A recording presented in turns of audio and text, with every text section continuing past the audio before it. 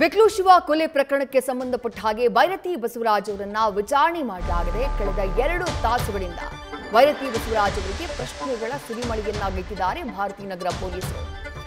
ಬೆಕ್ಲು ಶಿವ ಕೊಲೆ ಪ್ರಕರಣಕ್ಕೆ ಸಂಬಂಧಪಟ್ಟ ಹಾಗೆ ವಿಚಾರಣೆಯನ್ನ ನಡೆಸುತ್ತಿದ್ದಾರೆ.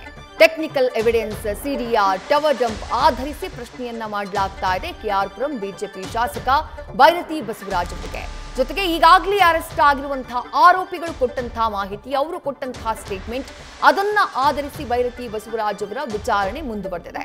ಎಸಿಪಿ ಪ್ರಕಾಶ್ ರಾಥೋಡ್ ಭೈರತಿ ಬಸವರಾಜ್ ಅವರ ವಿಚಾರಣೆಯನ್ನ ನಡೆಸುತ್ತಿದ್ದಾರೆ. ಡೀಟೇಲ್ಸ್ ನಮ್ಮ ಪ್ರತಿನಿಧಿ ಪ್ರಜ್ವಲ್ ನೀಡ್ತಾ ಹೋಗ್ತಾರೆ. ಪ್ರಜ್ವಲ್, ಹೈ ಪ್ರೊಫೈಲ್ ಕೇಸ್, ಯಾಕಂದ್ರೆ ಬಿಜೆಪಿ ಶಾಸಕರ ಹೆಸರು ತಳುಕು ಹಾಕೊಂಡಿರುವಂತಹ ಪ್ರಕರಣ. ಫೈನಲಿ ವಿಚಾರಣೆಗೆ ಹಾಜರಾದ್ರು ಭೈರತಿ ಬಸವರಾಜ್. ಯಾವ ರೀತಿ ವಿಚಾರಣೆ ಸಾಗ್ತಾ ಇದೆ, ಯಾವೆಲ್ಲ ಪ್ರಶ್ನೆಗಳನ್ನ ಎದುರಿಸ್ತಾ ಇದ್ದಾರೆ ಶಾಸಕರು?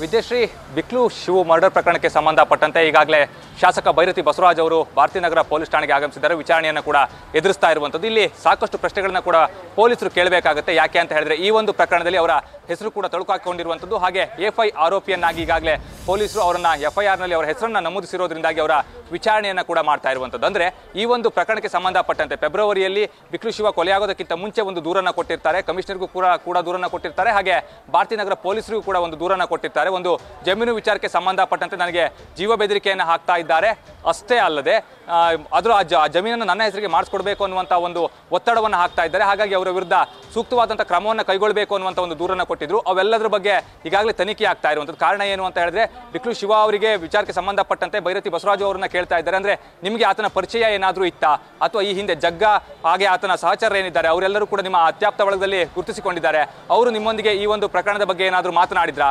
ಹತ್ಯೆಯಾಗೋದಕ್ಕಿಂತ ಮುಂಚೆ ಜಗ್ಗ ಏನಾದರೂ ನಿಮಗೆ ಕರೆಯನ್ನ ಮಾಡಿ ಈ ವಿಚಾರವನ್ನ ನಿಮ್ಮ ಮುಂದೆ ಪ್ರಸ್ತಾಪ ಮಾಡಿದ್ನ? ಈ ರೀತಿಯ ಎಲ್ಲಾ ಪ್ರಶ್ನೆಗಳನ್ನ ಕೇಳಿ ಅವರಿಂದ ಸ್ಪಷ್ಟನೆಯನ್ನು ಪಡೆಯುವಂಥ ಒಂದು ಕೆಲಸವನ್ನು ಮಾಡ್ತಾ ಇರುವಂಥದ್ದು. ಟೆಕ್ನಿಕಲ್ ಎವಿಡೆನ್ಸ್ ಅನ್ನು ಕೂಡ ಈಗಾಗಲೇ ಕಲೆ ಹಾಕಿಕೊಂಡಿದ್ದಾರೆ. ಹಾಗೆ ಇತರ ಆರೋಪಿಗಳು ಯಾರ್ಯಾರು ಅರೆಸ್ಟ್ ಆಗಿದ್ರಲ್ಲ ಆ ಎಲ್ಲ ಆರೋಪಿಗಳನ್ನ ಕೂಡ ಆರೋಪಿಗಳ ಹೇಳಿಕೆಯನ್ನು ಪಡೆದು ಕೂಡ ಈಗ ವಿಚಾರಣೆಯನ್ನ ಮಾಡ್ತಾ ಇರುವಂಥದ್ದು. ಈ ಸಂದರ್ಭದಲ್ಲಿ ಪೊಲೀಸರಿಗೆ ಏನಾದರೂ ಅಂದ್ರೆ ನೇರವಾಗಿ ಇವರ ಭಾಗಿಯಾಗಿರುವಂಥದ್ದು ಗೊತ್ತಾಗಿದ್ದಂಥ ಸಂದರ್ಭದಲ್ಲಿ ಇವರನ್ನ ಬಂಧಿಸುವಂಥ ಒಂದು ಸಾಧ್ಯತೆಯೂ ಕೂಡ ಇಲ್ಲಿ ದಟ್ಟವಾಗಿದೆ. ಇಲ್ಲದೆ ಹೋದಂಥ ಪಕ್ಷದಲ್ಲಿ ವಿಚಾರಣೆಯನ್ನ ಮಾಡಿ ಮತ್ತೆ ಬಿಟ್ಟು ಕಳಿಸಬಹುದು. ಹಾಗೆ ನೋಟಿಸ್ ಅನ್ನು ಕೂಡ ಕೊಡಬಹುದು. ಅಂದ್ರೆ ವಿಚಾರಣೆಗೆ ಕರೆದಂಥ ಸಂದರ್ಭದಲ್ಲಿ ನೀವು ಬರಬೇಕಾಗುತ್ತೆ. ಹಾಗೆ ವಿಚಾರಣೆಗೆ ಸಹಕಾರವನ್ನು ಕೂಡ ನೀಡಬೇಕು ಅನ್ನುವಂಥ ಒಂದು ಮಾತನ್ನ ಕೂಡ ಹೇಳ್ಬೋದು. ಆದರೆ ಈಗ ಸದ್ಯಕ್ಕೆ ಪೊಲೀಸರು ಪ್ರಾಥಮಿಕವಾಗಿ ವಿಚಾರಣೆ ಮಾಡ್ತಾ ಇರೋದ್ರಿಂದಾಗಿ ಯಾವ ರೀತಿಯ ಕ್ರಮವನ್ನು ಕೈಗೊಳ್ತಾರೆ ಅನ್ನೋದನ್ನ ಕಾದು ನೋಡಬೇಕಾಗುತ್ತೆ. ಈ ಒಂದು ಪ್ರಕರಣದ ಬಗ್ಗೆ ಗಮನಿಸ್ತಾ ಹೋದ್ರೆ ಅಂದ್ರೆ ಸಾಕಷ್ಟು ರೀತಿಯಲ್ಲಿ ಇವರ ಹೆಸರು ಅದಕ್ಕೆ ತಳುಕಾಕಿಕೊಳ್ತಾನೆ ಬರ್ತಾ ಇತ್ತು. ಅದೇ ರೀತಿಯಲ್ಲಿ ಅವರ ಅತ್ಯಾಪ್ತ ಬಳಗದವರೇ ಈ ಒಂದು ಹತ್ಯೆಯನ್ನ ಮಾಡಿದ್ದಾರೆ ಅನ್ನೋ ಕಾರಣದಿಂದಾಗಿ ಇವರ ಹೆಸರನ್ನು ಕೂಡ ಎಫ್ಐಆರ್ ನಲ್ಲಿ ಸೇರಿಸಲಾಗಿತ್ತು. ವಿದ್ಯಶ್ರೀ, ಥ್ಯಾಂಕ್ ಯು ಪ್ರಜ್ವಲ್ ತಮ್ಮೆಲ್ಲ ಡೀಟೇಲ್ಸ್ಗೆ.